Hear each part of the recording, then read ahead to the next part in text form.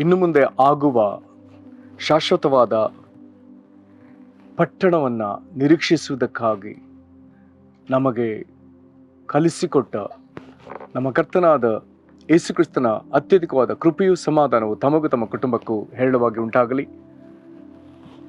ಈ ಮುಂಜಾನೆ ಹೃದಯಂಗಮ ಮಾತು ಎನ್ನುವ ಈ ವಾಕ್ಯ ಧ್ಯಾನದ ಸರಣಿಯಲ್ಲಿ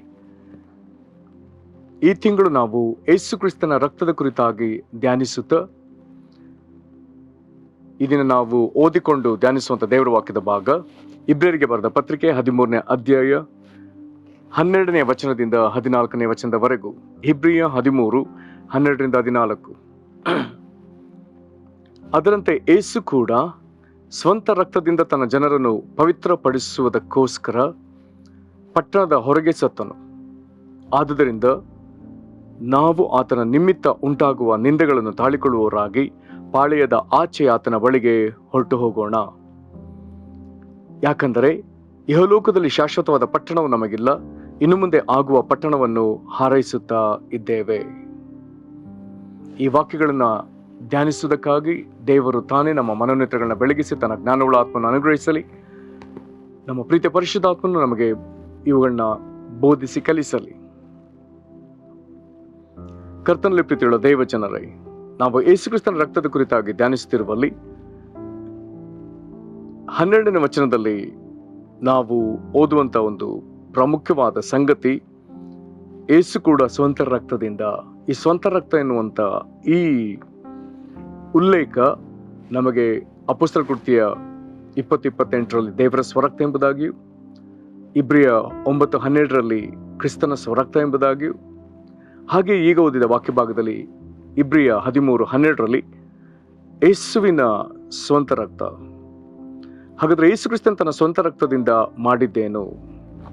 ತನ್ನ ಜನರನ್ನ ಪವಿತ್ರಪಡಿಸಿದ ತನ್ನ ಜನರು. ಈ ತನ್ನ ಜನರು ಎನ್ನುವಂತ ಈ ಮಾತನ್ನ ನಾವು ಮತ್ತಾಯ 1:21ರಲ್ಲಿ ಓದ್ತೇವೆ. ಅಲ್ಲಿ ಯೇಸುವಿಗೆ ಯೇಸು ಎಂಬ ಹೆಸರನ್ನ, ಆ ಕೂಸಿಗೆ ಯೇಸು ಎಂಬ ಹೆಸರನ್ನ ಇಡಬೇಕೆನ್ನುವಂತ ಸೂಚನೆ ಪರಲೋಕದಿಂದ ಆಗ್ತಾನೆ. ಮತ್ತು ಆ ಹೆಸರಿನ ಅರ್ಥವನ್ನ ಅಲ್ಲಿ ಕೊಡಲಾಗಿದೆ. ಕನ್ನಡದಲ್ಲಿ ಅದರ ಅರ್ಥ ಹೀಗೆ ಕೊಡಲ್ಪಟ್ಟದೆ: ಆತನೇ ತನ್ನ ಜನರನ್ನು ಅವರ ಪಾಪಗಳಿಂದ ಬಿಡಿಸಿ ಕಾಯುವವನು. ತನ್ನ ಜನರು, ತನ್ನ ಜನರು ಎನ್ನುವಂತ ಮಾತು ಬಹಳ ಆದರಣೀಯ ಮಾತು. ಕಾರಣ, ದೇವರು ತನ್ನ ಬಳಿಗೆ ಯಾರನ್ನು ಅಂಗೀಕರಿಸಿದನು ಅವರನ್ನು ಆತನು ತನ್ನ ಜನರು ಎಂಬುದಾಗಿ ಕರೆದಿದ್ದಾನೆ. ಹಾಗಾದ್ರೆ ಯಾರು ಆತನ ಜನರು? ಎಲ್ಲರೂ ಆತನ ಜನರಾಗ್ತಾರೆ. ಕಾರಣ, ಕಲ್ವಾರಿ ಶಿಲುಬೆಯಲ್ಲಿ ಯೇಸು ಕ್ರಿಸ್ತನು ತಾನು ತನ್ನನ್ನೇ ಬಲಿಯನ್ನಾಗಿ ಅರ್ಪಿಸಿಕೊಳ್ಳುವಾಗ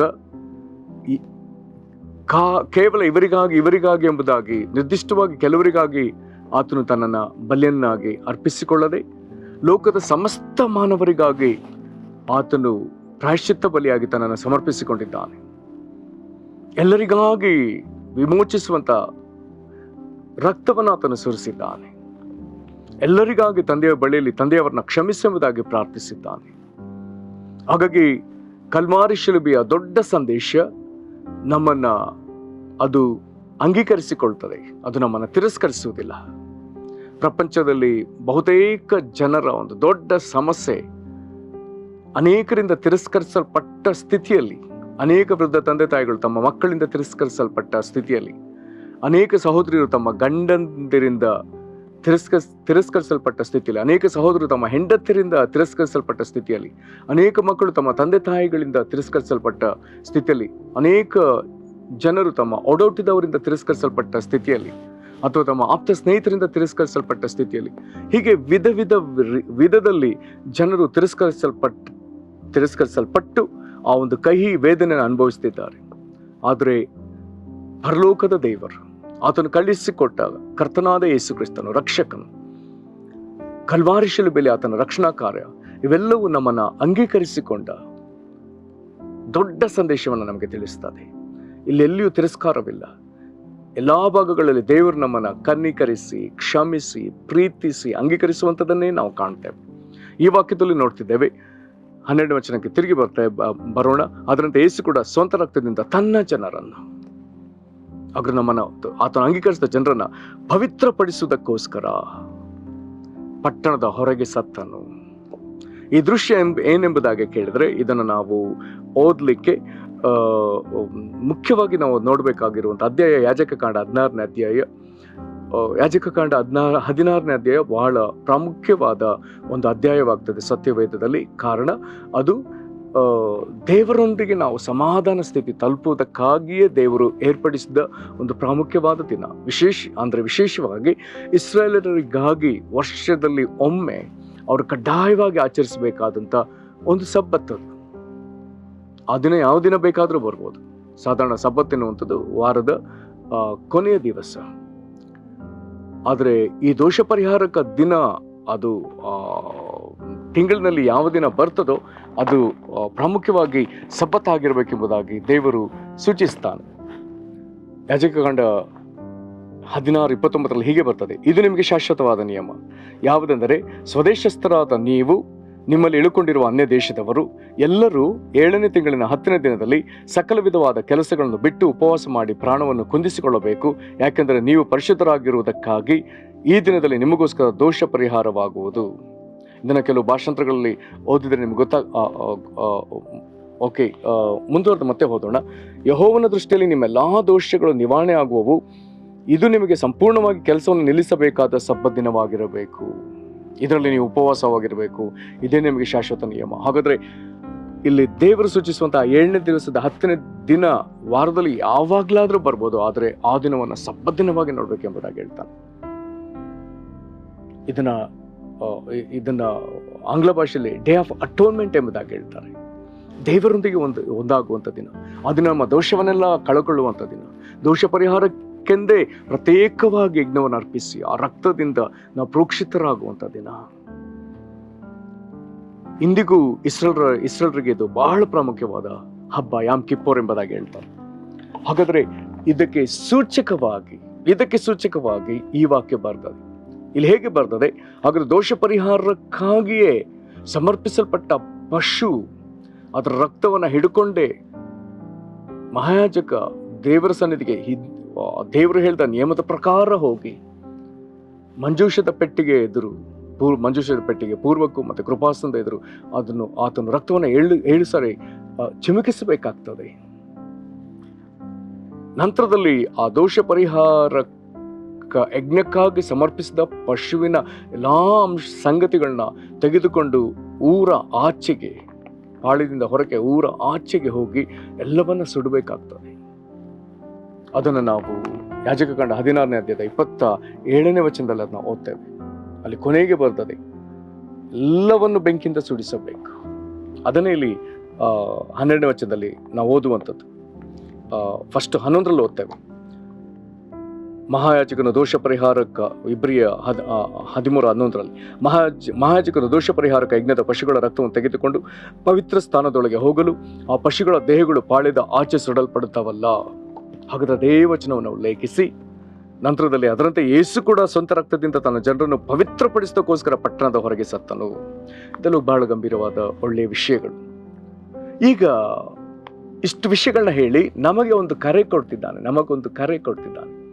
ಆ ಕರೆ ಯಾವುದು ಎಂಬುದಾಗಿ ಕೇಳಿದ್ರೆ ಮುಂದೆ ಹೇಳ್ತಾನೆ, ಆದುದರಿಂದ ನಾವು ಆತನ ನಿಮಿತ್ತ ಉಂಟಾಗುವ ನಿಂದೆಗಳನ್ನು ತಾಳಿಕೊಳ್ಳುವವರಾಗಿ ಪಾಳ್ಯದ ಆಚೆ ಆತನ ಬಳಿಗೆ ಹೊರಟು ಹೋಗೋಣ. ನಮಗೂ ಅನೇಕ ನಿಂದೆಗಳಿದೆ, ಅನೇಕ ನಿಂದೆ ಅಪಮಾನಗಳು, ನಮ್ಮ ಮೇಲೆ ಸುಳ್ಳು ಆರೋಪಗಳು, ಯೇಸು ಕ್ರಿಸ್ತ ನಂಬಿದ್ರ ನಿಮಿತ್ತ ಲೋಕ ನಮಗೆ ನಮ್ಮ ಮೇಲೆ ತೋರುವಂತಹ ಹಗೆತನ ಇವೆಲ್ಲವೂ ಇದೆ. ಆದರೆ ದೇವರ ವಾಕ್ಯ ನಮ್ಮನ್ನು ಹೀಗೆ ಉತ್ತೇಜಿಸ್ತದೆ, ಆದುದರಿಂದ ನಾವು ಆತನ ನಿಮಿತ್ತ ಉಂಟಾಗುವ ನಿಂದೆಗಳನ್ನು ತಾಳಿಕೊಳ್ಳುವವರಾಗಿ ಪಾಳ್ಯದ ಆಚೆ ಆತನ ಬಳಿಗೆ ಹೊರಟು ಹೋಗೋಣ. ಯಾವ ಕಾರಣಕ್ಕೆ ಅಲ್ಲಿ ಹೇಳ್ತದೆ? ಯಾಕಂದರೆ ಇಹದಲ್ಲಿ ಶಾಶ್ವತವಾದ ಪಟ್ಟಣ ನಮಗಿಲ್ಲ, ಇನ್ನು ಮುಂದೆ ಆಗುವ ಪಟ್ಟಣವನ್ನು ಹಾರೈಸ್ತಾ ಇದ್ದೇವೆ. ಹಾಗಾದ್ರೆ ಪ್ರಿಯರೇ,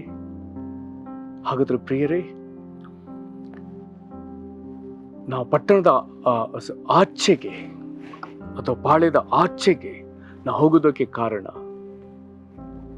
ನಮ್ಮನ್ನು ನಾವೇ ಬೇರ್ಪಡಿಸಿಕೊಳ್ಳುವುದಕ್ಕೆ ಕಾರಣ, ನಮ್ಮನ್ನು ನಾವೇ ಪ್ರತ್ಯೇಕಿಸಿಕೊಳ್ಳುವುದಕ್ಕೆ ಕಾರಣ, ನಾವೆಲ್ಲರೂ ನಮಗೆ ಮುಂದೆ ಬರಲಿಕ್ಕಿರುವಂತಹ ಶಾಶ್ವತವಾದ ಪಟ್ಟಣ ಪರಲೋಕಕ್ಕಾಗಿ, ಆ ನೂತನ ಯೆರೂಸಲೇಮಿಗಾಗಿ ನಾವು ಕಾಯ್ತಿದ್ದೇವೆ. ಇದೊಂದು ಬಹಳ ನಿರೀಕ್ಷೆಯ ವಿಷಯ.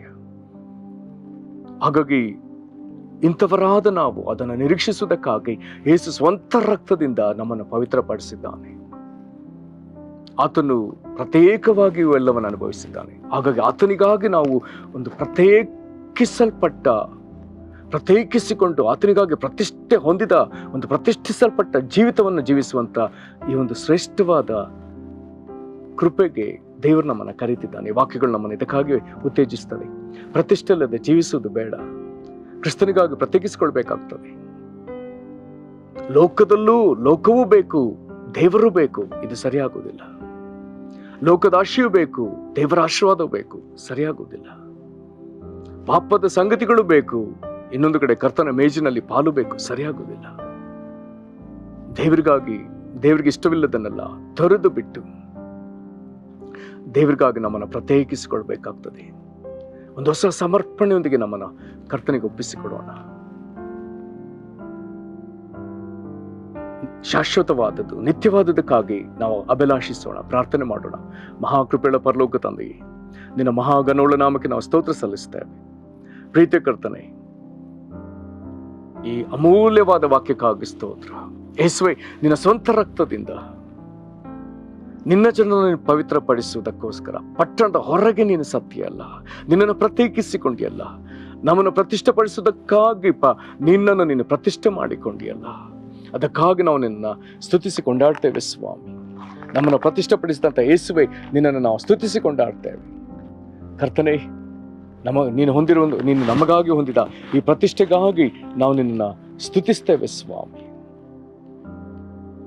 ಕರ್ತನೆ, ಯೋಹಾನ 17:19 ನೀನು ಹೇಳಿದಿ, ಇವರು ನಿಜವಾಗಿ ಪ್ರತಿಷ್ಠಿತರಾಗಬೇಕೆಂದು ಇವರಿಗೋಸ್ಕರ ನಾನು ನನ್ನನ್ನು ಪ್ರತಿಷ್ಠೆಪಡಿಸಿಕೊಳ್ಳುತ್ತೇನೆ.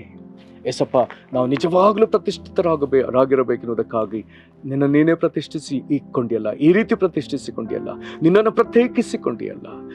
ನಮ್ಮನ್ನು ಈ ಪ್ರತ್ಯೇಕತೆಗೆ ಕರೆದಿದೆಯಲ್ಲ. ಈ ಲೋಕದ ಸಂಗತಿಗಳಲ್ಲ, ನಾಶವಾಗುವ ಸಂಗತಿಗಳಲ್ಲ, ನಾಶವಾಗದ ಶಾಶ್ವತವಾದ ಪಟ್ಟಣಕ್ಕಾಗಿ ನಾವು ಆ ಪಟ್ಟಣವನ್ನು ನಿರೀಕ್ಷಿಸುವಂತೆ ನಮಗೆ ಈ ಕರೆ ಕೊಟ್ಟಿಯಲ್ಲ, ಅದಕ್ಕಾಗಿ ಸ್ತೋತ್ರ ಸಲ್ಲಿಸ್ತೇವೆ.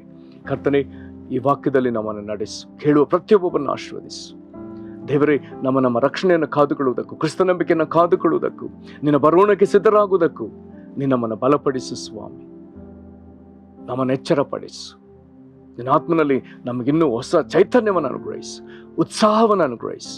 ನಿನಗೆ ಮಹಿಮೆ ಆಗಲಿ. ನಿನ್ನ ಸಂತೋಷದಿಂದ ಸೇವಿಸುವುದಕ್ಕೆ ನಮ್ಮನ್ನು ಒಪ್ಪಿಸಿಕೊಡ್ತಾ ಕರ್ತನಾದ ಯೇಸು ಕ್ರಿಸ್ತನ ಹೆಸರಲ್ಲಿ ಬೇಡದೇವೆ ನಮ್ಮ ತಂದೆಯೇ, ಆಮೆನ್. ಕರ್ತನು ನಿಮ್ಮನ್ನು ಆಶೀರ್ವದಿಸಲಿ. ವಂದನೆಗಳು.